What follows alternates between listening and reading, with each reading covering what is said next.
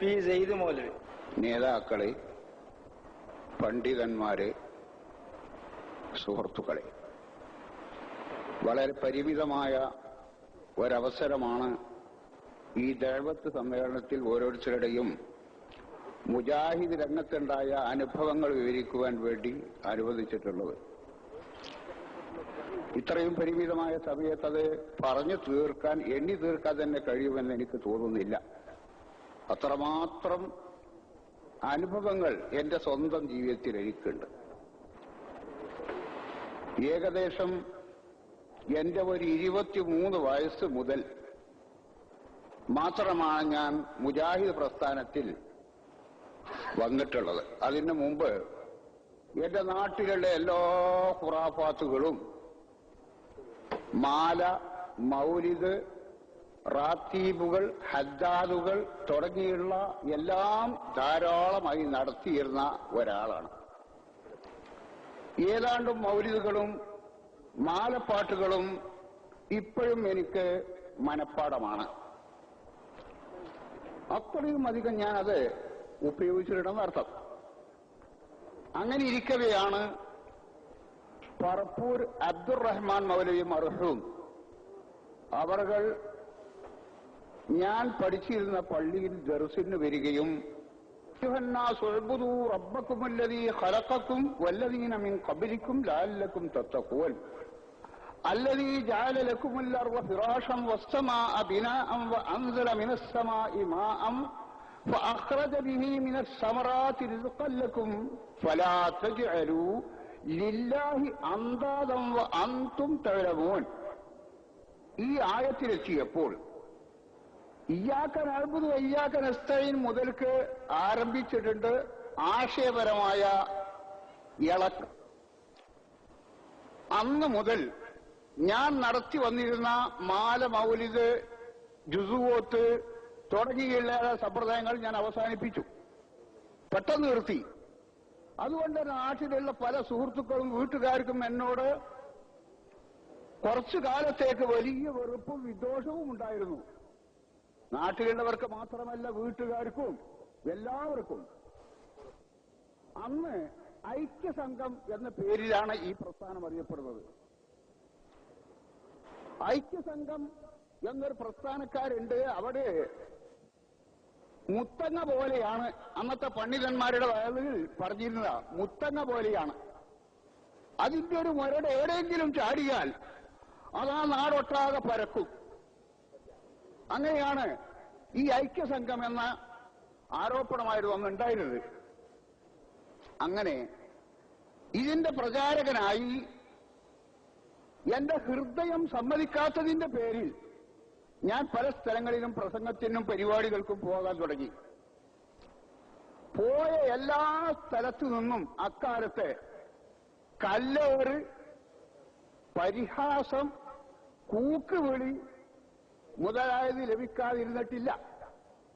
പക്ഷേ ഞാനപ്പോ എല്ലാം സമാധാനിച്ചത് ഒമാൻ അക്കമോ മിൻഹും ഇല്ലാ അൻ യുമിനു ബില്ലാഹിൽ അസീസിൽ ഹമീദ് എന്ന ആയത്താണ് മനസ്സമാധാനമായി എനിക്കുണ്ടായിരുന്നത്.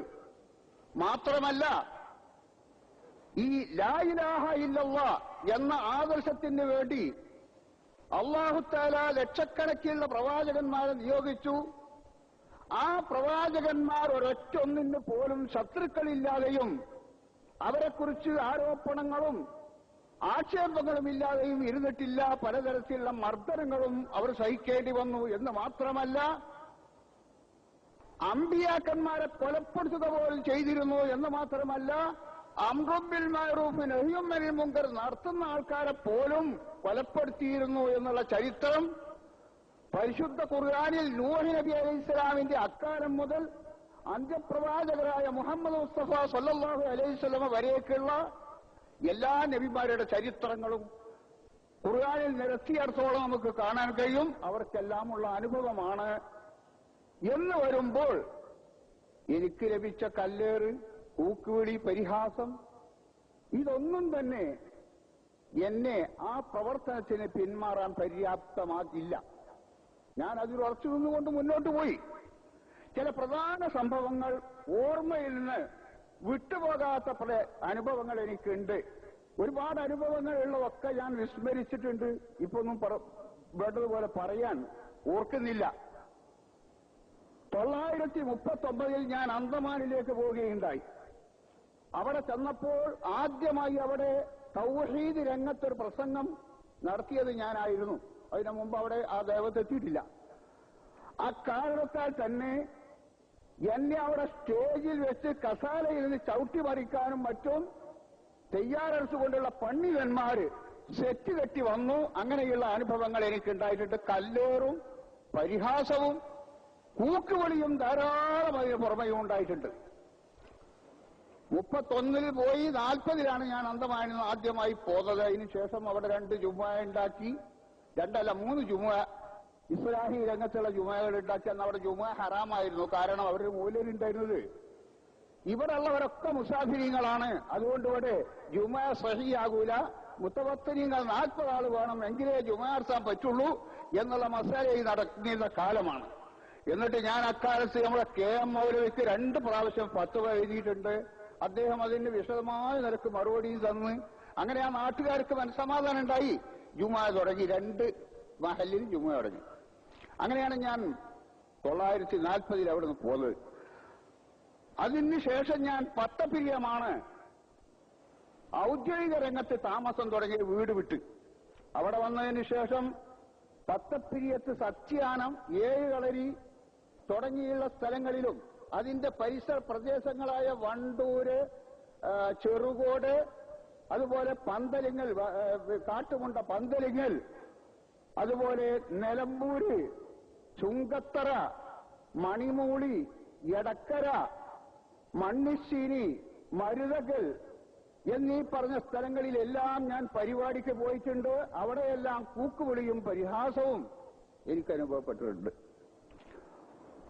അങ്ങനെ 951 ഞാൻ പത്തപ്പിരിയത്ത് നിന്ന് വിട്ടത്. അത് വിട്ട ഉടനെ വന്നത് രണ്ടത്താടിയിലാണ്. ഇപ്പൊ ഞാൻ നിൽക്കുന്ന ആ മഹല്ലില് 951 വന്ന് ആ വന്ന ഉടനെ ആദ്യമായി ഒരു പരിപാടിക്ക് പോയത് തെക്കൻകുറ്റൂർ എന്ന് പറയുന്ന സ്ഥലത്താണ്. അവിടെ അന്ന് ഒരു വളാഞ്ചേരി യൂസുഫ് മോലിയർ എന്ന് പറഞ്ഞൊരു വലിയ മോലിയരുണ്ടായിരുന്നു. ആ മോലിയരും കുറെ സെറ്റും കൂടി ഒന്നായിട്ട് വിളക്കും വെയിറ്റ് വന്നിട്ട് എന്റെ സ്റ്റേജ് കയ്യേറാനും എന്നെ ഒരു നിരീശ്വരവാദിയായി ചിത്രീകരിക്കാനും ഒക്കെ ശ്രമിക്കാനുണ്ടായത്. അന്ന് പുല്ലൂര് വാപ്പു എന്ന് പറഞ്ഞൊരു സഹോദരൻ അവിടെ ഉണ്ടായിരുന്നു. അയാളുണ്ടായത് കൊണ്ടാണ് എനിക്ക് രക്ഷ കിട്ടിയത്. അയാൾ എന്നെ രക്ഷപ്പെട്ടി അക്രമങ്ങളിൽ നിന്ന്. അതിനുശേഷം പറവന്നൂര്, വാരണാക്കര, അതുപോലെ പുല്ലൂര്, ഇങ്ങനെ അതിന്റെ പരിസര സ്ഥലങ്ങളിൽ പലയിടത്തും പരിപാടിയുണ്ടായി. അന്നൊക്കെ എനിക്ക് ഈ കൂക്കുവിളിയും പരിഹാസങ്ങളും കല്ലേറ് തുടങ്ങിയുള്ള അനുഭവങ്ങളും ഉണ്ടായിട്ടുണ്ട്. അങ്ങനെ ഇരിക്കവെയാണ് ഞാൻ ഒരിക്കൽ കുഴിപ്പുറം, കോട്ടക്കലടുത്ത് കുഴിപ്പം എന്ന് പറഞ്ഞൊരു മഹലുണ്ട്. ആ മഹലിൽ നമ്മളെ CP ഉമർ സുല്ലമി അവിടെ പോയി കുറെ കാലം സ്കൂളിൽ ജോലി ചെയ്തിരുന്നു. അദ്ദേഹത്തിന്റെ പരിശ്രമ ഫലമായി അവിടെ ഖുർആൻ ക്ലാസും മറ്റുമൊക്കെ നടത്തി കുറച്ച് മുജാഹിദുകൾ അവിടെ ഉണ്ടായിരുന്നു. ആ മുജാഹിദുകളുടെ ക്ഷണമനുസരിച്ച് അവിടെ ഒരു പരിപാടിക്ക് പോയി. ആ പരിപാടിക്ക് പോയി അവിടെ സ്റ്റേജിലേക്ക് പിന്നിൽ കൂടി കയറി വന്നിട്ട് എന്നെ പിടിച്ചു വലിക്കുകയും അവിടെ ഉണ്ടായിരുന്ന ലൈറ്റുകളൊക്കെ അടിച്ചു കെടുത്തുകയും മൈക്കന്റെ ആംപ്ലിഫയർ വരെയൊക്കെ തച്ച് തകർക്കുകയും ചെയ്തു. എന്നെ ഒരു ഇരുട്ടിലേക്ക് ഒരു രക്ഷകൻ എന്ന നിലക്ക് മൗലവികട് വഴി എന്ന് പറഞ്ഞിട്ട് എന്നെ രക്ഷിക്കാൻ എന്ന നിലക്ക് കൊണ്ടുപോയി എന്റെ മുഖത്ത് ഒരു മുളന്റെ വടി കൊണ്ടടിച്ചു. ആര്യരിക്ക് കൊണ്ടു. അത് കഴിഞ്ഞ് അതിന്റെ പിറ്റേന്ന് അവിടെ ഗംഭീരമായ ഒരു പരിപാടി നടത്തി. വളരെയധികം ആൾക്കാർ പങ്കെടുത്തുകൊണ്ട് നാം ഉദ്ദേശിച്ച സർവ്വകാര്യങ്ങളും അവിടെ പറഞ്ഞ് അവസാനിപ്പിച്ചു.